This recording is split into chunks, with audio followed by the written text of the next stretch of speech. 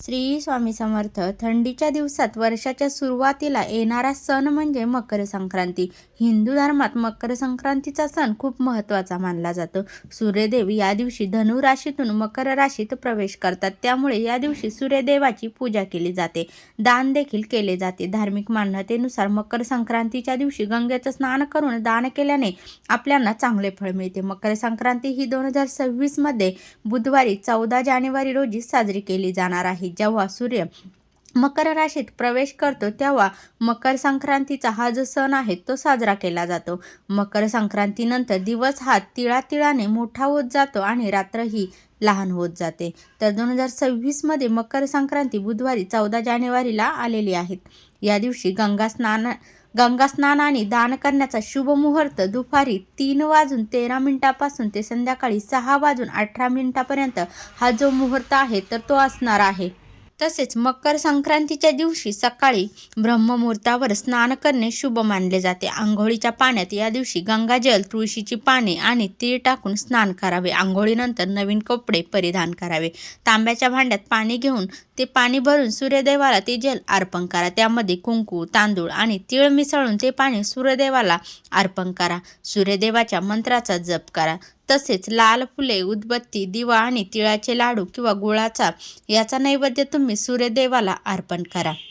दरवर्षी संक्रांतीला कोणता तरी एक रंग वर्ज्य असतो बघा, म्हणजे संक्रांती देवीने जे वस्त्र परिधान केलेले असते त्या रंगाचे कपडे संक्रांतीच्या दिवशी आपल्याला घालायचे नसतात. मग ती साडी असो किंवा कुठल्याही कपडे असो, फक्त संक्रांती देवीचे कपडे जे घातलेले आहेत देवीने तर ते आपल्याला या दिवशी परिधान करायचे नाहीत त्या रंगाचे. त्यानंतर यंदा संक्रांती देवीने पिवळ्या रंगाचे वस्त्र परिधान केलेले आहेत, त्यामुळे 2026 या मकर संक्रांतीला पिवळा रंग हा वर्ज्य असणार आहेत. यंदा मकर संक्रांतीला महिलांनी पिवळ्या रंगाची साडी किंवा कपडे परिधान करता येणार नाहीत. शास्त्रानुसार मकर संक्रांतीला काळा रंग शुभ मानला जातो. महिलांनी यंदा 2026ला मकर संक्रांतीला काळी, हिरवी, लाल, गुलाबी, केशरी किंवा इतर कोणत्याही रंगाची साडी तुम्ही या संक्रांतीला नेसू शकतात. फक्त आपल्याला पिवळा जो रंग आहे तर तो वर्ज्य करायचा आहे. फक्त आपल्याला संक्रांत देवीने जे वस्त्र परिधान केलेले आहेत तर त्या रंगाचे घालायचे नाहीत. मकर संक्रांतीला हिरव्या किंवा लाल रंगाच्या बांगड्या घालाव्यात. मकर संक्रांतीला बांगड्या भरताना एका हातात एक बांगडी अधिक घालावी. तसेच मकर संक्रांतीच्या दिवशी तुम्ही लाखेच्या बांगड्या अवश्य घाला. या लाखेच्या बांगड्यांना या दिवशी विशेष महत्त्व आहे, त्यामुळे यंदा लाखेच्या बांगड्या नक्की घाला. तर संक्रांतीच्या दिवशी कोणती कामे करावीत आणि कोणती कामे करू नयेत तेच आता आपण पुढे बघूयात. आणि काय करणे टाळावेत आणि काय करणे शुभ मानले जाते ते बघूयात.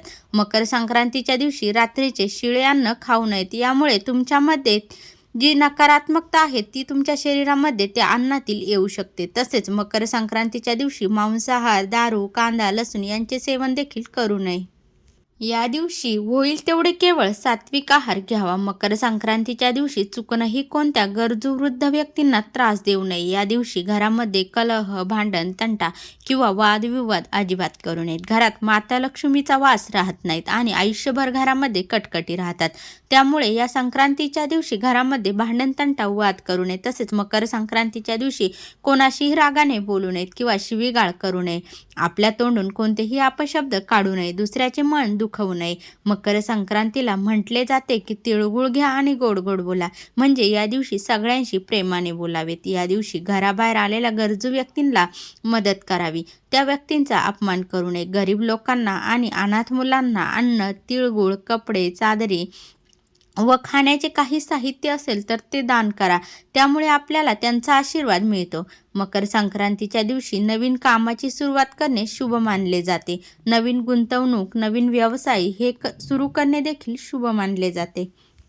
या दिवशी व्यवसाय, नोकरी किंवा गुंतवणूक करणे शुभ मानले जाते. या दिवशी हे कामं सुरू केल्याने समृद्धी येते. मकर संक्रांतीच्या दिवशी गरजू व्यक्तींना धान्य आणि कपडे दान करा. त्यामुळे भगवान सूर्यदेवाची तुमच्यावर वर्षभर कृपा होईल.